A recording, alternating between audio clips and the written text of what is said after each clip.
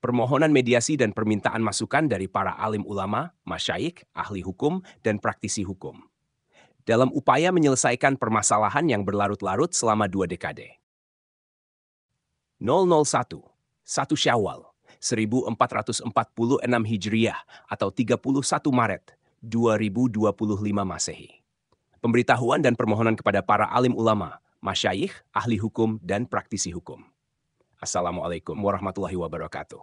Kepada para alim ulama, masyayikh, ahli hukum, dan praktisi hukum, serta semua pihak yang terkait, saya menyampaikan pemberitahuan dan permohonan ini secara terbuka agar dapat diketahui dengan jelas maksud serta tujuan yang ingin dicapai.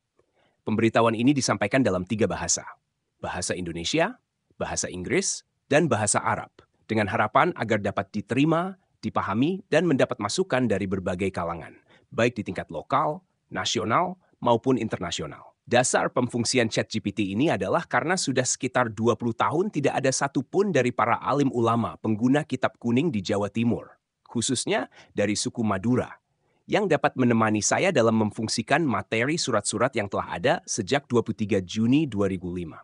Oleh karena itu, ChatGPT difungsikan untuk membantu saya, khususnya dalam memediasi antara saya dengan saudara Hasbullah melalui bantuan dari manusia biasa yaitu saudara Fawaid, saudara Nafiuddin, dan saudara Mayus. Materi ini juga disebarluaskan melalui berbagai media, termasuk live streaming, dan disampaikan dalam 3 bahasa agar dapat memperoleh masukan dari berbagai ahli.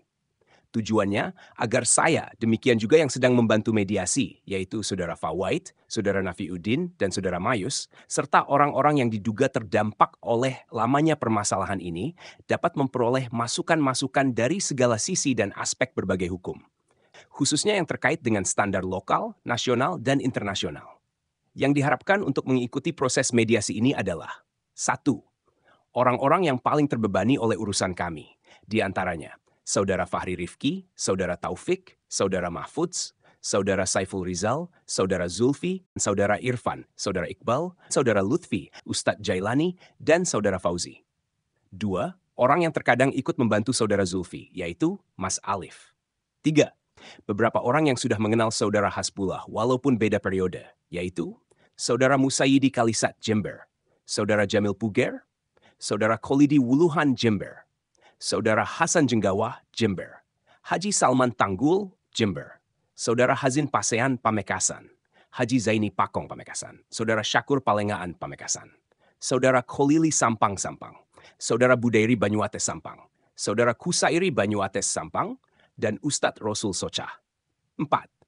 Orang-orang yang banyak membantu saya dalam urusan nasional dan internasional, seperti Saudara Hafidz, Mas Taufik, Mas Roseno, Ustadz Syamsi Mawardi, Ibu Zainab, Bapak Daniel, Habib Hasan, Habib Zainal Abidin, Gus Harun, Mas Yayan, Bapak Timbul Suroso, Bapak Herman, dan Bapak Agung, Ibu Dahlina Kamal, Ibu Zumi Kamal, Ki Dharma Kunchara, Bapak Kondang, Mas Tinus, Ibu Iko Feranovia, Mas Eka Ruhnul Falah, Ibu Mamik, dan Mas Rifki. 5. Orang-orang yang dekat dengan tradisi saya, Ustadz Abdurrahman, Lora Hamid, Nyai Basiroh, dan Maimunah. Demikian juga yang menjadi jembatan kepada anak, istri, cucu, serta teman-teman dekat, khususnya yang paling banyak menemani saya saat ini. Tugas PR untuk Saudara Fawaid, Saudara Nafiuddin, dan Saudara Mayus. Assalamualaikum warahmatullahi wabarakatuh. Saya memahami bahwa Saudara Faura Nafiuddin dan Saudara Mayus telah berusaha untuk menjembatani komunikasi antara saya dengan Saudara Hasbullah. Namun, situasi ini telah berjalan terlalu lama dan berlarut-larut, sehingga mengakibatkan banyak orang yang kecewa, jenuh, putus asa, dan terluka bahkan teradu dengan saya. Di antaranya yaitu anak yang paling lama terdampak oleh lamanya permasalahan ini. Oleh karena itu, saya memberikan tugas kepada Saudara Fawaid, Saudara Nafiuddin, dan Saudara Mayus untuk menjawab pertanyaan-pertanyaan berikut ini dengan jujur, jelas, dan lengkap. Jawaban ini sangat penting agar saya bisa memahami kendala yang menghambat proses mediasi dan bagaimana kita bisa mencari jalan keluar yang lebih baik. Pertanyaan bersama. 1. Apa yang menjadi kendala utama bagi Saudara Fawaid, Saudara Nafiuddin, dan Saudara Mayus sehingga belum mampu mendesak Saudara Hasbullah agar terbuka dan bersedia berdialog secara damai? Meskipun anak saya sudah kecewa selama lebih dari 10 tahun akibat permasalahan yang terlalu panjang. 2. Apa yang menjadi ketakutan atau kekhawatiran utama kalian ketika berhadapan dengan saudara Hasbullah? Jelaskan dengan jelas dan sejujurnya. 3. Apakah kalian sudah mencoba melakukan pendekatan dengan cara yang lebih lembut dan bersahabat kepada saudara Hasbullah? Jika belum, mengapa? Jika sudah, mengapa hal tersebut belum berhasil? 4. Apa yang menurut kalian menjadi penghalang utama sehingga saudara Hasbullah sulit untuk diajak berdialog dengan baik? Apakah karena faktor pribadi, ideologis, atau hubungan yang sudah terlalu jauh terpecah? Apakah kalian masih bersedia untuk membantu dalam mediasi ini? Jika tidak, mengapa demikian? Dan bagaimana kalian melihat kemungkinan lain agar mediasi dapat berhasil? 6. Jika saudara Hasbullah tidak dapat ditemui atau diajak berdialog secara langsung, menurut kalian, apakah ada cara lain atau pendekatan yang lebih baik untuk menjembatani permasalahan ini? Jelaskan pendapat kalian. Petunjuk pengerjaan PR. Harap dijawab dengan jujur, jelas, dan lengkap. Apabila ada kesulitan dalam menjawab, sampaikan dengan terbuka agar dapat dicari solusinya bersama.